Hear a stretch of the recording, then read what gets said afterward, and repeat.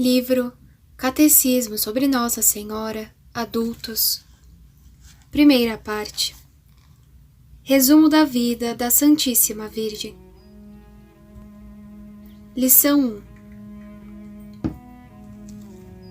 Quem é a Santíssima Virgem?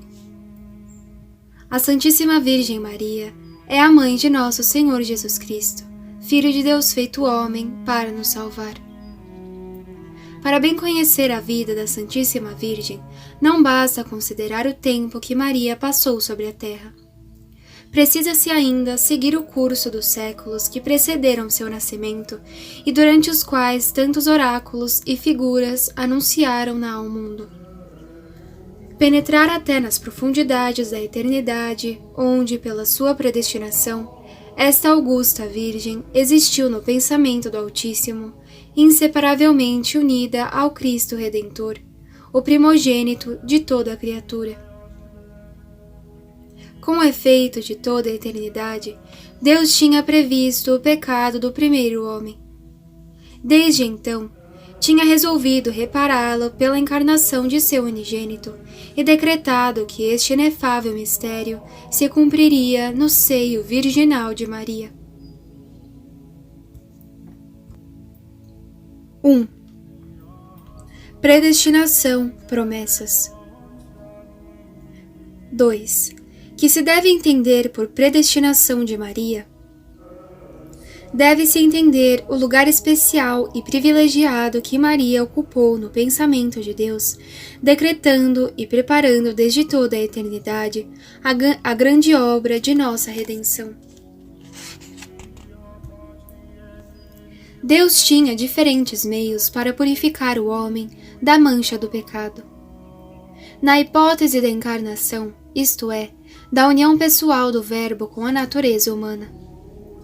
Diz São Francisco de Sales: Deus podia formar de muitas maneiras a humanidade de seu Filho, fazendo o homem verdadeiro, como por exemplo, criando-o do nada, não só quanto à alma, mas também quanto ao corpo, ou ainda formando o corpo de alguma matéria precedente, como fez o de Adão e o de Eva, ou ainda por meio de geração ordinária do homem e da mulher, ou finalmente pela geração extraordinária de uma mulher sem homem. Deliberou que isto se faria desta última maneira. E entre todas as mulheres que podia escolher para este fim, elegeu a Santíssima Virgem, Senhora Nossa, pela intervenção da qual o Salvador nas nossas almas seria não somente homem, mas filho do gênero humano. 3. Para o que foi predestinada Maria? Maria foi predestinada para ter a honra de ser a mãe do Verbo, feito homem, e por isso para os mais ricos dons da graça neste mundo e para a maior glória no outro. Além da predestinação à graça e à glória comum a todos os eleitos, Maria foi objeto de uma predestinação especialíssima, muito acima de toda comparação, que é a predestinação à maternidade divina, fonte, causa e fim de todas as suas perfeições. 4. É esta predestinação muito gloriosa para Maria? Esta predestinação é, para Maria, o motivo de uma glória incomparável, porque, de toda a eternidade, uniu-a no pensamento divino, ao Verbo encarnado, e tornou-a participante da dignidade de seu divino Filho. Maria não tinha ainda nascido, e já se tratava dela nos conselhos da adorável Trindade. Já Deus, o Pai, amava como sua filha. Deus o Filho amava como sua mãe, Deus o Espírito Santo amava como sua esposa. Que predileção! Ó Virgem Celeste, como os homens não vos hão de amar e glorificar no tempo, quando o Senhor deposita em vós suas complacências desde os séculos eternos? 5. Não fomos nós, também, objeto de uma predestinação completamente gratuita da parte de Deus? Sim, porque desde toda a eternidade Deus resolveu, na sua bondade, chamar-nos à vida, preferindo-nos a milhões de seres possíveis que nunca hão de existir. Ainda mais, predestinou-nos para tornarmos-nos, pelo batismo, seus filhos adotivos, membros do corpo místico de Cristo, que é a Igreja, e templos vivos do Espírito Santo. Enfim, preparou-nos uma infinidade de graças, as quais, se soubermos corresponder a elas, ajudar-nos-ão a merecer uma glória eterna no céu. 6. Que sentimentos devem inspirar-nos a lembrança dos benefícios de Deus a nosso respeito? A lembrança dos benefícios de Deus a nosso respeito deve penetrar-nos da mais viva gratidão para com este bom Pai e estimular-nos poderosamente a bem cumprir os deveres que nos impõe o nosso título de cristão, de católico, para que possamos participar um dia, no céu da glória de Cristo, nosso divino chefe. 2. Promessas de Maria. 7. Que chamamos promessas de Maria? Chamamos promessa de Maria certas profecias que tratam mais particularmente desta augusta Virgem e pelas quais Deus gostou de anunciá-la ao mundo ao longo dos séculos antes de ela nascer. A união do Verbo encarnado com Maria, começada nas profundezas da eternidade, continuou-se no tempo. Desde a origem do mundo, esta criatura privilegiada tem seu lugar nos oráculos divinos, anunciando o Redentor, e inumeráveis figuras simbolizam, de antemão, seu papel e suas virtudes. 8. Citai algumas dessas promessas. 1. A que Deus fez por estas palavras no Gênesis, dirigidas à serpente, que tinha tentado e seduzido a mãe do gênero humano. Porei inimizades entre ti e a mulher, entre sua raça e a tua, e ela esmagar-te-á a cabeça. 2. As dos Cântico dos Cânticos. Quem é aquela que vem como a aurora, bela como a lua, brilhante como o sol e terrível como um exército em ordem de batalha? Como o lírio no meio dos espinhos, tal é a minha bem-amada entre os filhos de Adão. 3. A do livro de Isaías. Uma virgem conceberá e dará à luz a um filho, que será chamado Emanuel. 9. Qual é a mulher anunciada na primeira dessas promessas? Todos os intérpretes da Escritura estão concordes em reconhecer esta gloriosa mulher, a Santíssima e Imaculada Virgem Maria, escolhida por Deus para remediar a culpa de Eva, reconciliar o céu com a terra e tornar-se a libertadora do gênero humano. 10. Que devemos entender pela expressão raça da mulher e raça da serpente? 1. A raça ou a posteridade da mulher, de Maria, é Jesus Cristo, seu unigênito, e em Jesus Cristo todos os cristãos. 2. A raça da serpente, ou antes do demônio, escondido sob a forma deste réptil, é a multidão dos pecadores, segundo este trecho de São João. Quem comete o pecado é filho do demônio. 11. De que modo Maria esmaga a cabeça da serpente? Maria esmaga a cabeça da serpente, isto é, vence o demônio e destrói seu poder pela sua imaculada conceição, pela perfeição de sua santidade, pelo seu triunfo sobre o pecado e sobre a morte. Ela esmaga ainda, e principalmente, por seu Filho Jesus, o vencedor todo-poderoso do demônio, do pecado e do mundo. Esmaga, enfim, pela Igreja, isto é, por todos os membros fiéis de Jesus, que, salvo os desfalecimentos da fragilidade humana, vivem inteiramente para Jesus Cristo, à imitação da Santíssima Virgem. 12. De que modo considerava a Deus, desde então, a mulher privilegiada que devia triunfar da maldita serpente? Considerava-a como objeto de toda a sua afeição, e foi por causa dela, diz São Bernardino de Sena, que ele perdoou a Adão e a Eva desobedientes e com eles a toda a sua infeliz posteridade. 13. Quais foram, desde então, os sentimentos do demônio a respeito de Maria?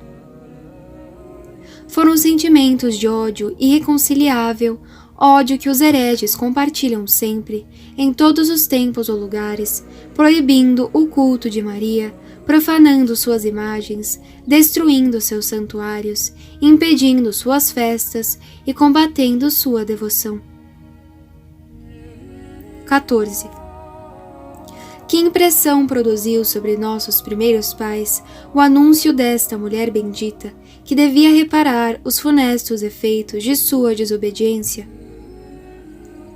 Este anúncio os encheu de esperança e deu-lhes ânimo e coragem para fazer penitência do seu pecado. 15. Que nos revela a segunda promessa? Quem é aquela que vem como a aurora, e etc. A segunda promessa revela-nos a grandeza da glória e do poder de Maria. 16. Por que Maria é comparada à aurora? Porque, assim como a aurora anuncia o próximo nascer do sol, do mesmo modo a aparição de Maria sobre a terra anunciou a próxima vinda de Jesus Cristo, o verdadeiro sol de justiça, cuja luz ilumina todo homem que vem a este mundo e dissipa as trevas do vício e do erro. 17. Por que Maria é comparada à lua? Por 3 razões principais.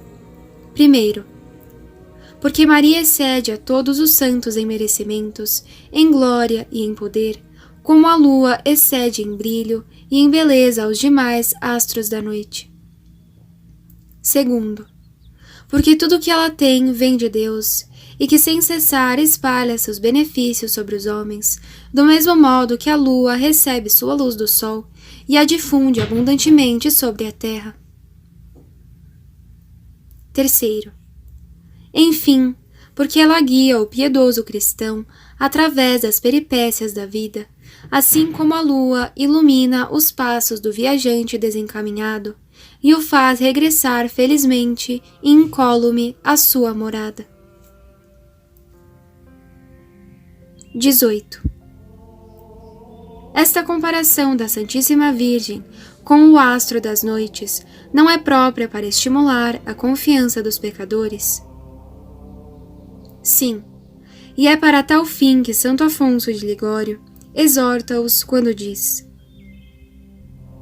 já que o pecador perdeu a luz do sol, perdendo a graça divina, dirige os olhares para Maria, porque, pela sua intercessão, inumeráveis pecadores se convertem. 19. Porque se representa às vezes a Santíssima Virgem tendo a lua debaixo dos pés? Por lembrança de um trecho do Apocalipse que a Igreja aplica a Nossa Senhora. Um grande prodígio apareceu no céu.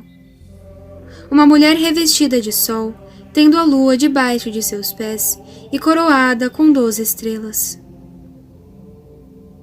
Além disso, a lua, por suas contínuas fases, é a figura dos bens e das honras deste mundo, que são essencialmente vãos e passageiros. Ora, Maria desprezou-os e calcou-os aos pés, para que nada lhe pudesse impedir de ser toda de Deus e unicamente cheia do amor divino. Porque o amor dos bens que passam prejudica sempre, de algum modo, ao amor do único bem estável e permanente. Portanto, é por ter desprezado todas as vaidades do mundo que a Santíssima Virgem se representa com a lua debaixo dos pés. 20. Porque o Espírito Santo compara igualmente a Santíssima Virgem com o Sol?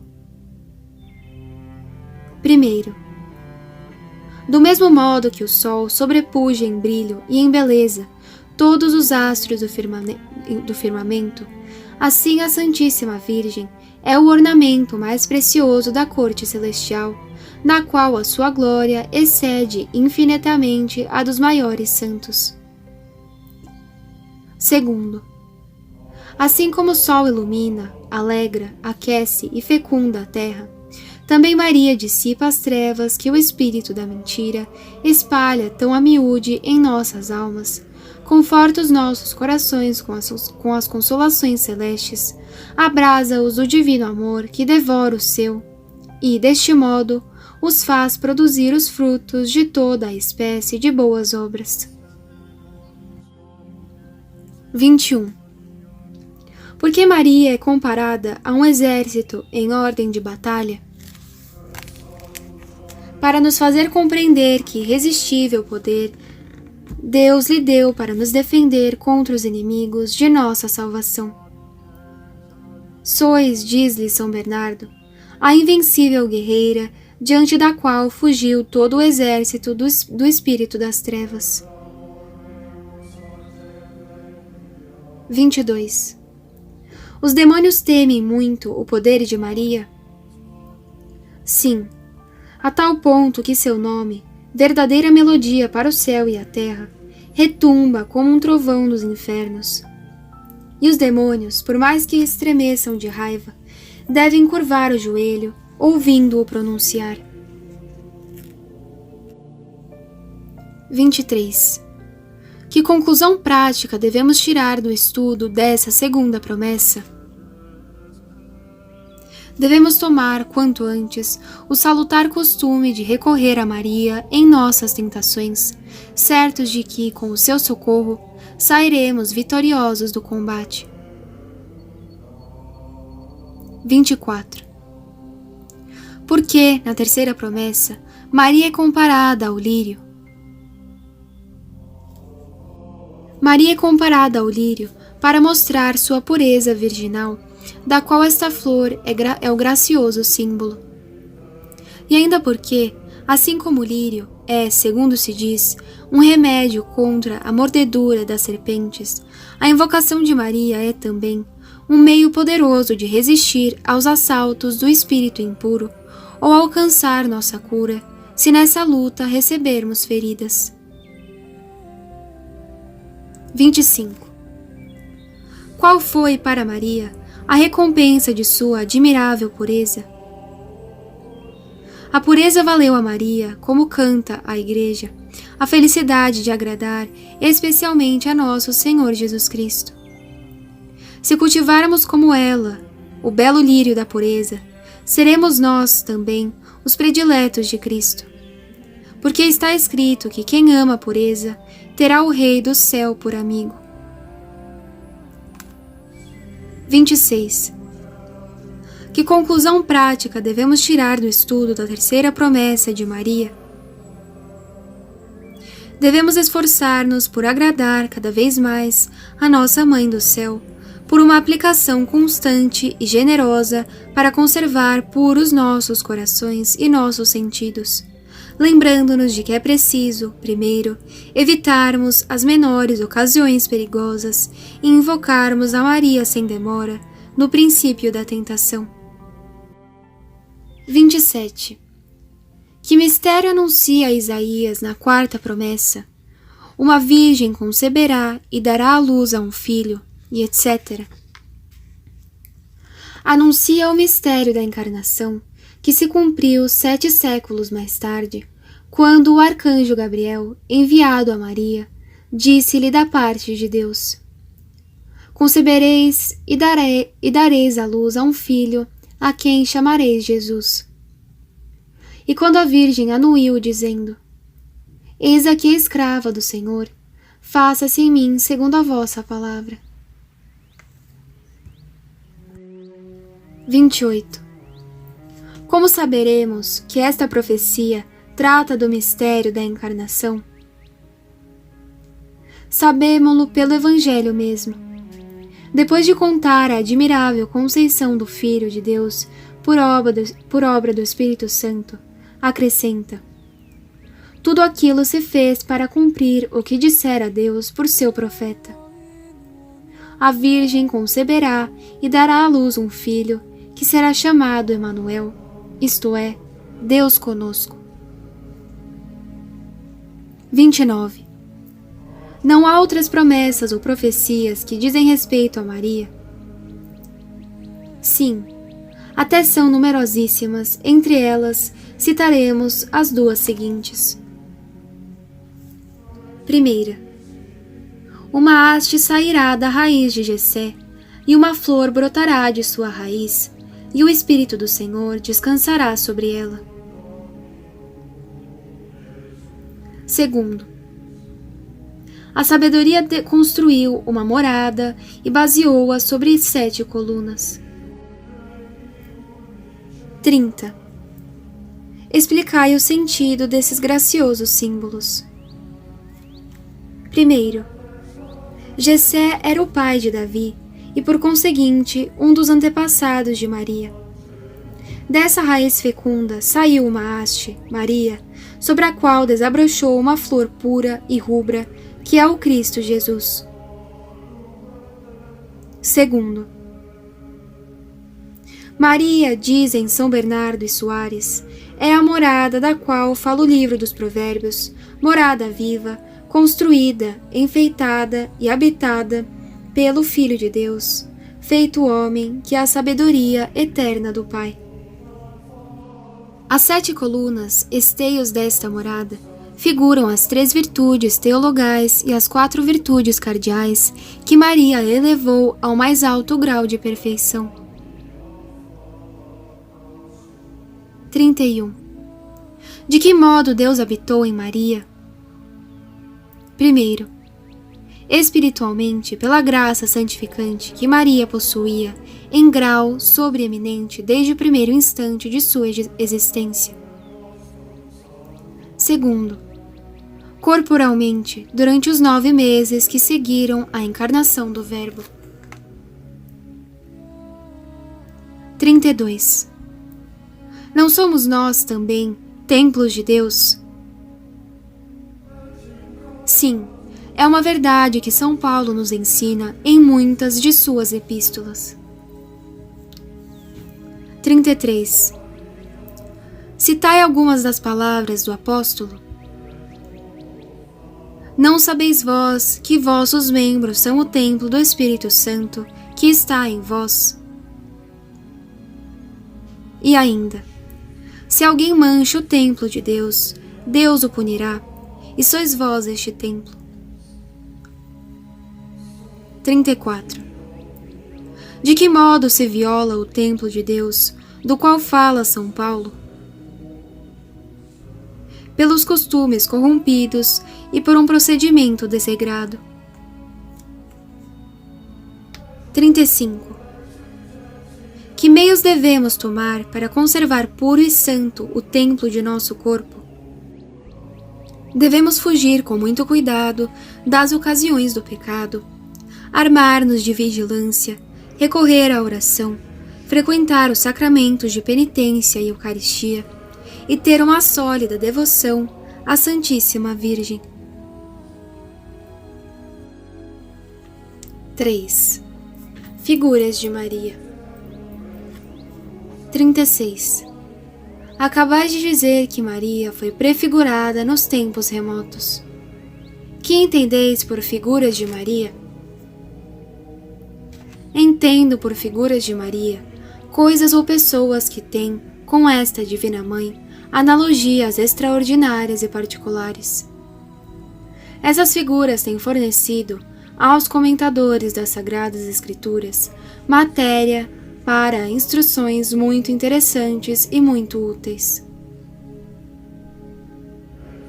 A. Coisas figurando Maria. 37. Quais são as coisas que mais especialmente figuraram a Santíssima Virgem no Antigo Testamento? São numerosíssimas. As mais notáveis são a Arca de Noé, o arco-íris, a escada de Jacó, a sarça ardente, o velo de Gedeão e a Arca da Aliança. Primeiro, a Arca de Noé. 38. Que coisa era a Arca de Noé? Era uma espécie de grande navio coberto, no qual, durante o dilúvio, se refugiou Noé com sua família e os diversos animais que, por ordem de Deus, ali tinha colocado. 39. Narrai como Noé foi salvo do dilúvio. Deus, justamente irritado pela ingratidão dos homens, que de dia para dia se tornavam piores, resolveu destruí-los por meio de um dilúvio universal. Mas, não querendo castigar o justo com o culpado, avisou a Noé que só ele e sua família tinham achado benevolência em sua presença e ordenou-lhe que construísse uma arca, ou grande navio de madeira, da qual deu as dimensões, e em cuja construção Noé gastou nada menos de 100 anos, durante os quais exortou, mas debalde, os homens à penitência. Construída a arca, entraram nela Noé com sua mulher, seus 3 filhos, Sem, Cã e Jafé, as mulheres destes e um casal de cada espécie de animais, para servirem à reprodução das raças. Abriram-se então as cataratas do céu, e a chuva caiu sobre a terra em torrentes, por espaço de 40 dias e 40 noites. O mar e os rios transbordaram, as águas excederam de 15 côvados o cume das mais altas montanhas, perecendo todos os homens e animais, salvo os que se achavam na arca. Ao cabo de 5 meses, Deus mandou um vento forte, que fez diminuir as águas, e então a arca parou sobre o monte Ararat, na Armênia, e decorreu mais 1 ano antes que a terra se tornasse habitável. 40. Que analogia se pode notar entre Maria e a Arca de Noé? Há muitas. Falaremos apenas de 4 ciladas pelo sábio Cornélio e Lápide. Primeiro, a arca salvou a família de Noé e por ela o gênero humano. Maria salvou os homens por Jesus Cristo. Segundo, a arca de Noé flutuava sobre as águas que cobriam a terra.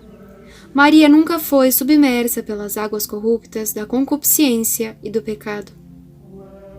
Terceiro, todos aqueles que se refugiaram na arca foram preservados das águas do dilúvio. Os que recorrem a Maria são também preservados do naufrágio, das paixões e do pecado.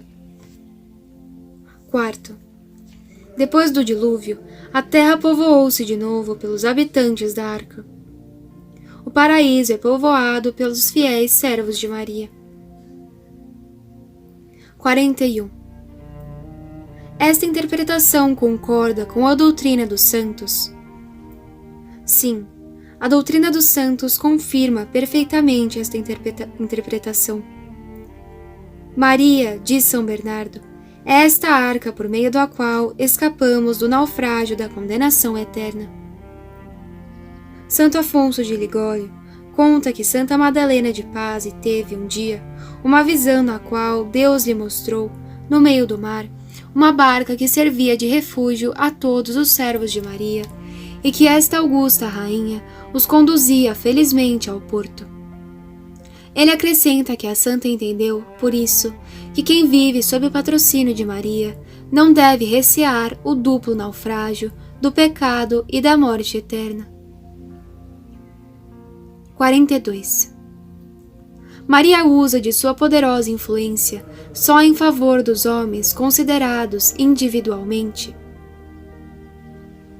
Maria usa do seu poder não só em favor dos indivíduos, mas também em favor das sociedades, e é muito permitido dizer com São Bernardo que pela sua intercessão a Santíssima Virgem salva o mundo da ruína.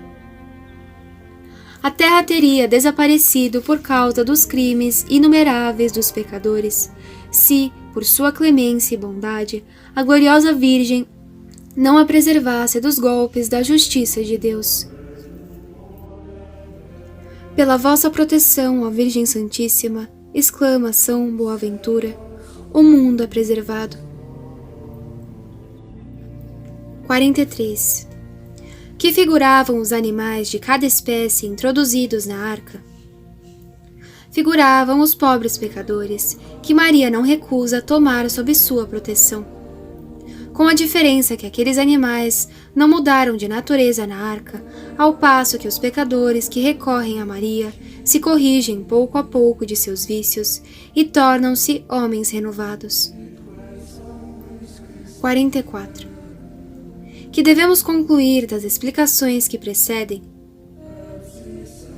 Devemos concluir que se por uma devoção constante e bem compreendida ficamos sob a proteção de Maria, escaparemos certamente à condenação eterna. Segundo, o arco-íris. 45. Que é o arco-íris? O arco-íris é um gracioso meteoro que nos aparece produzindo as 7 cores da luz. É formado pelos raios de sol que se decompõem nas gotas de água da chuva e mostra-se no fim da tempestade, quando o sol brilha de novo. 46. Que grande fato da história sagrada lembra o arco-íris? O arco-íris lembra a aliança que Deus fez com Noé quando saiu da arca e a promessa que ele deu de que não haveria mais dilúvio sobre a terra. Ao sair da arca que o salvara do dilúvio, Noé erigiu um altar e ofereceu ao Senhor um sacrifício em ação de graças. O Senhor aceitou-o, abençoou o patriarca e seus filhos e depois disse: Faço hoje aliança convosco e com a vossa raça. Doravante não haverá mais dilúvio sobre a terra.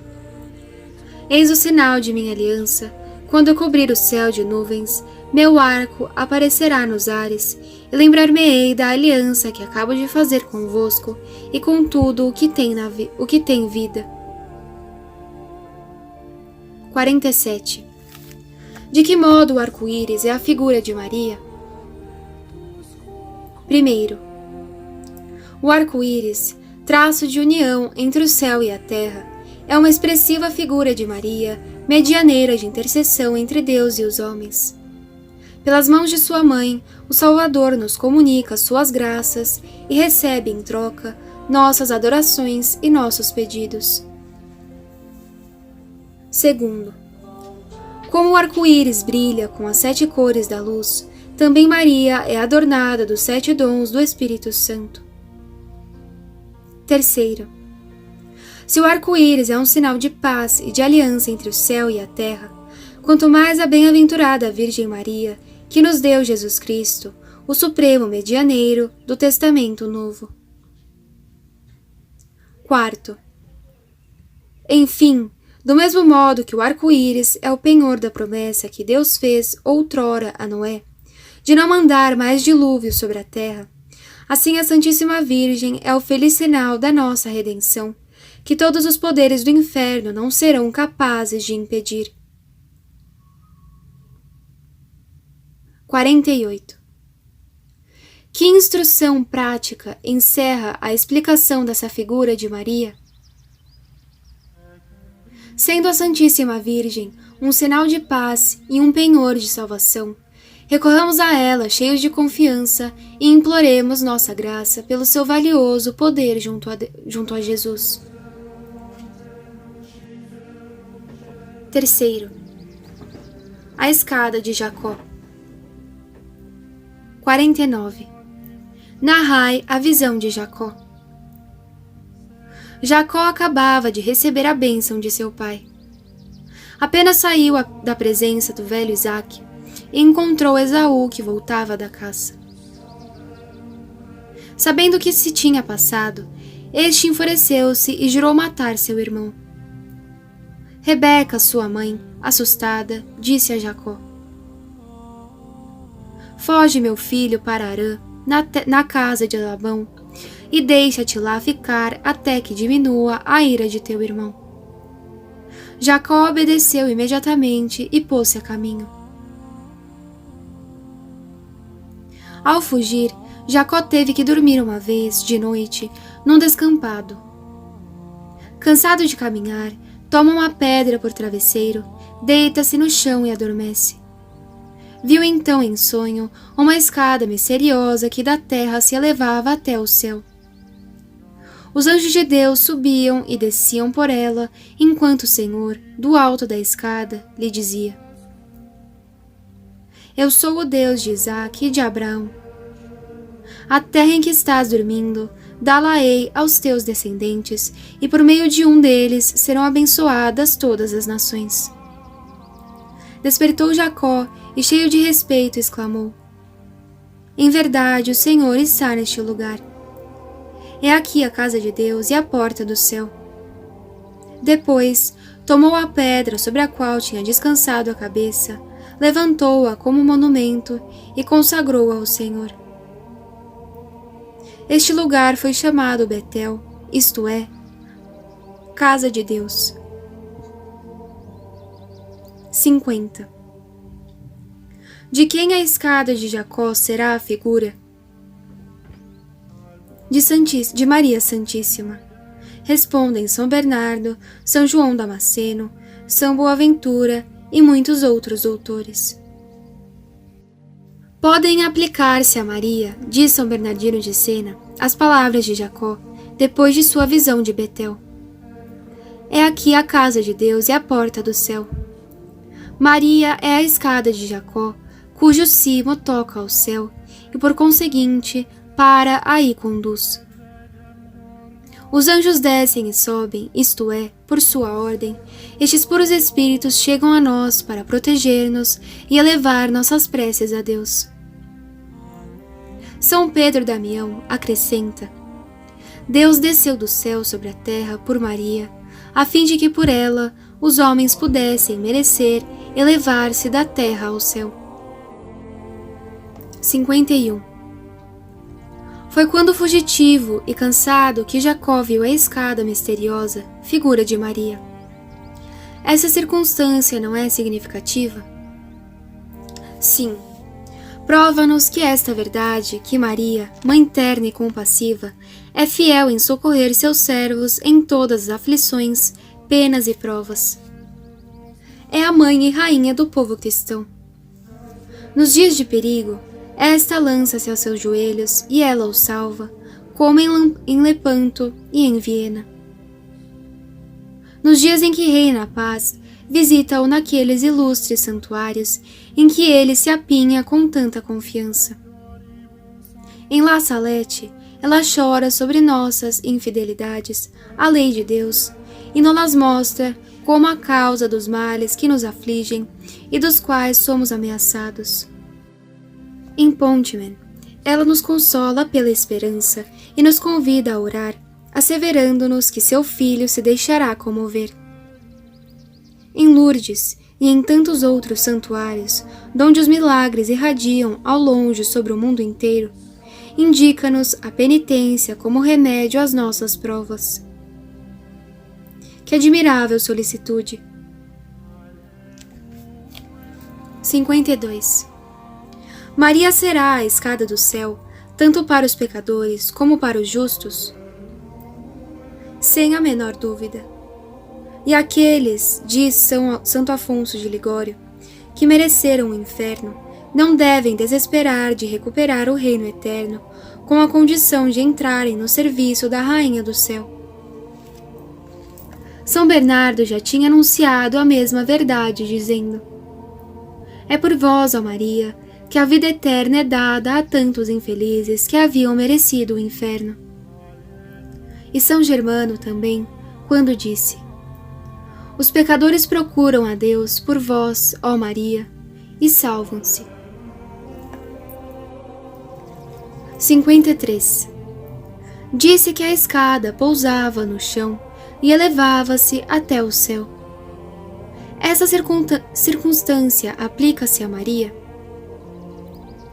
Sim, porque Maria, na sua qualidade de filha de Eva, pertence à nossa natureza, enquanto que pelas suas prerrogativas e, sobretudo, pela sua dignidade de Mãe de Deus, elevou-se ao mais alto dos céus.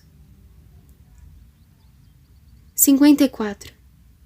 Que instrução prática achamos nesta terceira figura de Maria? Devemos concluir que, se formos fiéis em honrar e servir a Maria, chegaremos certamente ao céu. Quarto, a sarça ardente. 55. Qual é a quarta figura de Maria? A sarça ardente. 56. Que era a sarça ardente? Era uma sarça que Moisés percebeu sobre o monte Horebe, e da qual saíam chamas ardentes, as quais, porém, não a consumiam. Espantado de tal maravilha, Moisés adianta-se para examiná-la mais de perto, e eis que uma voz sai do meio das chamas e diz: Moisés. Senhor, responde o homem de Deus, eis-me aqui. Não te aproximes mais, descalça-te, porque a terra em que pisas é terra santa. Eu sou o Deus de Abraão, de Isaque e de Jacó. Ouvindo essas palavras, Moisés prostra-se sobre o rosto e recebe a ordem do Senhor de ir libertar o povo hebreu cruelmente escravizado e oprimido no Egito. 57. De que modo a sarça ardente é figura de Maria? Do mesmo modo que essa sarça rodeada de chamas fica milagrosamente intacta, assim também Maria é poupada pelas chamas do pecado que consomem os demais filhos de Adão. Pela graça daquele que habita nela, é a única que escapa dos estragos do pecado original, da concupiscência, do pecado atual e até da imperfeição moral. A única que com Jesus e por causa de Jesus é santa no meio dos pecadores, perfeita no meio da miséria, enfim, virgem na maternidade. 58. É formal a tradição sobre o sentido dado aqui a esta visão de Moisés? Sim, é formal esta tradição atestada pela Santa Liturgia. Algumas citações dos padres e doutores prová-lo-ão. Maria é, ao mesmo tempo, virgem e mãe. É o que reconheceu muito tempo antes o grande Moisés, por meio das chamas nas quais o Senhor lhe apareceu, na sarça ardente. Assim fala São Gregório de Nissa. Ó Mãe, exclama São Boaventura, vossa virgindade é figurada na sarça da montanha de Horebe. Sua folhagem verde nada sofre do ardor do fogo. Do mesmo modo, vossa virgindade não fica prejudicada quando no vosso seio a divindade se uniu à humanidade. Enfim, a Igreja se exprime como segue na sua liturgia. Na sarça que Moisés viu arder sem se consumir, reconhecemos a figura de vossa admirável virgindade, ó Mãe de Deus. 59. Que fazia o Senhor oculto nas chamas da sarça? O Senhor, oculto nas chamas da sarça, preparava a liberdade de seu povo, cativo do Egito, como se vê pela ordem que deu a Moisés de ir trabalhar para libertá-lo. Também nosso Salvador, oculto no seio de Maria, preparava a nossa redenção. 60. Que conclusão prática devemos tirar do que precede? Podemos concluir de tudo quanto precede que o meio mais certo de agradar a Maria e merecer a sua proteção é a pureza de nossos costumes e a santidade de nossa vida. Quinto, o velo de Gedeão. 61. Qual é a quinta figura de Maria? A tradição católica nos mostra, no velo de Gedeão, uma figura esplêndida da Virgem Imaculada. 62. Que era o velo de Gedeão? Era uma pele de ovelha que foi um instrumento de um duplo prodígio destinado a convencer a Gedeão da divindade de sua missão. 63. Narrai o fato. Os israelitas, em castigo de sua infidelidade à lei de Deus, caíram sob o jugo dos madianitas. Ao cabo de 7 anos, os filhos de Israel fizeram preces e Gedeão, homem obscuro da tribo de Manassés, foi escolhido por Deus para libertar o povo oprimido. Apareceu-lhe um anjo quando estava ocupado a debulhar e joear o trigo na sua eira. O anjo saudou e lhe disse: O Senhor te escolheu para livrar a seu povo da perseguição de Madiã. Tem confiança, o Senhor é contigo. Senhor, retorquiu Gedeão, se é por minhas mãos que vosso povo deve ficar livre, eis o sinal que eu vos peço. Porei a pele de uma ovelha na minha eira, e vós, Senhor, a cobrireis de orvalho durante a noite, enquanto ao redor a terra há de ficar seca.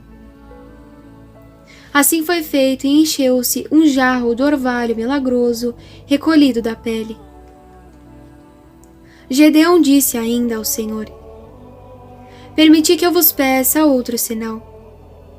Fazei que a pele fique seca e que a terra ao redor fique umedecida de orvalho. E assim aconteceu. 64. De que modo este velo é a figura de Maria? Assim como se faz roupa com os fios do velo, assim a carne de Jesus Cristo proveio da carne da Virgem para ser como que sua roupa. E do mesmo modo que se tira da ovelha a lã sem feri-la, assim Jesus Cristo é concebido da Virgem, que o deu à luz sem ela perder sua virgindade. Enfim, como a pele ficou coberta de orvalho, assim Maria também foi cheia de dons da graça. É por isso que o anjo lhe disse: Ave cheia de graça, o Senhor é convosco. Qual é, pergunta São João Damasceno, este velo do Senhor, sobre o qual deve descer, como uma chuva de graças, o Filho de Deus? Evidentemente, sois vós, Santíssima Virgem. Sois o velo que anuncia a vitória de Gedeão, e de vosso seio imaculado espalhou-se sobre nós aquele que é o orvalho imortal. 65. De que é a imagem este milagroso orvalho que cai sobre o velo? É imagem, responde São Bernardo, da plenitude de graça concedida a Maria, e a ela só, entre todas as criaturas. Este orvalho sobre o velo é ainda Jesus na Virgem, o Cordeiro de Deus na ovelha de Deus, velo puro e castíssimo, que tem sido impregnado do orvalho dos céus, enquanto o mundo inteiro jazia árido. 66. Gedeão, diz o texto sagrado, espremeu o velo e encheu um jarro. Qual é esse jarro? Esse jarro é a Santa Igreja, que Jesus Cristo enche da graça concedida à sua mãe. Admiremos aqui o desígnio de Deus, reconheçamos o desígnio de sua prudência e de sua ternura. Devendo regar a eira inteira, começou por encher de orvalho a pele de ovelha. Devendo resgatar o gênero humano, depõe primeiro o preço desta redenção em Maria. 67. Todos os fiéis participam igualmente das graças de que Maria é depositária? Não. Cada um participa dessas graças conforme suas disposições. Quanto mais unidos estivermos com Jesus pela fé e caridade, mais devotos formos de Maria, tanto mais também participaremos da graça de que esta augusta Virgem recebeu a plenitude. Sexto, a Arca da Aliança. 68. Que era a Arca da Aliança? A Arca da Aliança era um cofre de madeira preciosa e incorruptível, inteiramente revestido de ouro. Tinha 2 côvados e meio de comprimento, 1,5 de largura e outro tanto de altura.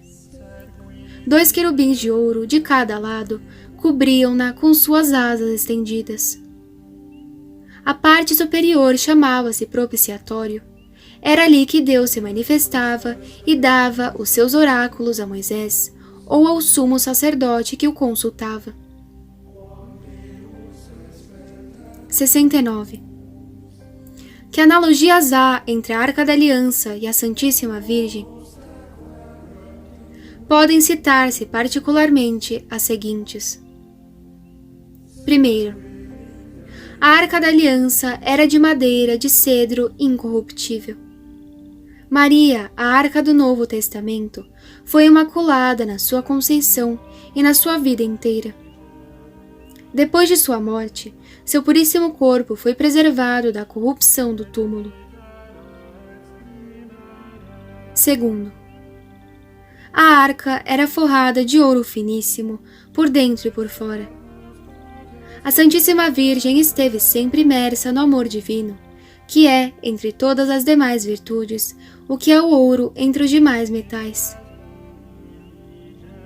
Terceira, a arca era fechada com uma tampa de ouro, chamada propiciatório, diante da qual os culpados filhos de Israel vinham implorar o perdão de suas culpas.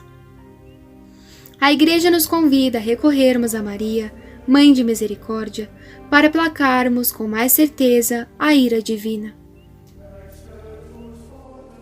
Quarto, a Arca da Aliança destinava-se a guardar as tábuas da lei, um vaso cheio de maná e vara milagrosa de Arão.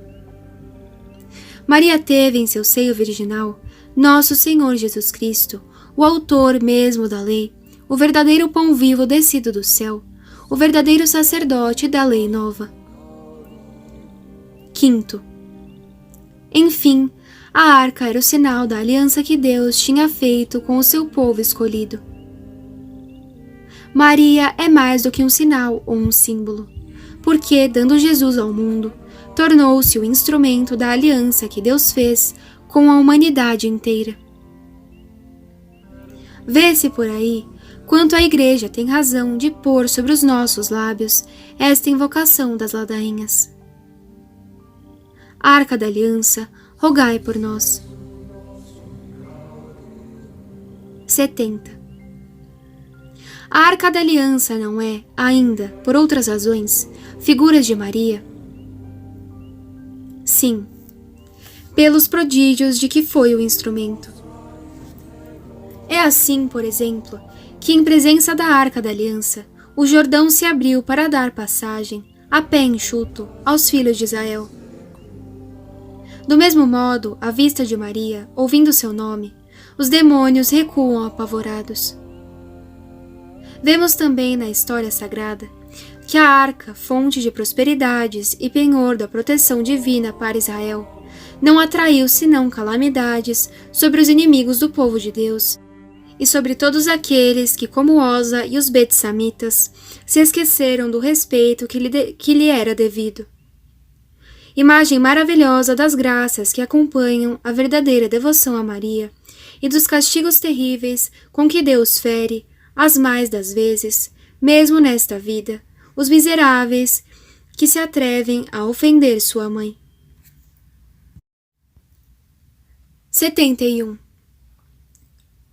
Citai algumas outras figuras de Maria. Os santos padres chamam Maria de o paraíso de delícias, no qual Jesus Cristo, o novo Adão, escolheu sua mais agradável morada. A árvore da vida, plantada no meio do paraíso, a única que foi digna de produzir o fruto da salvação.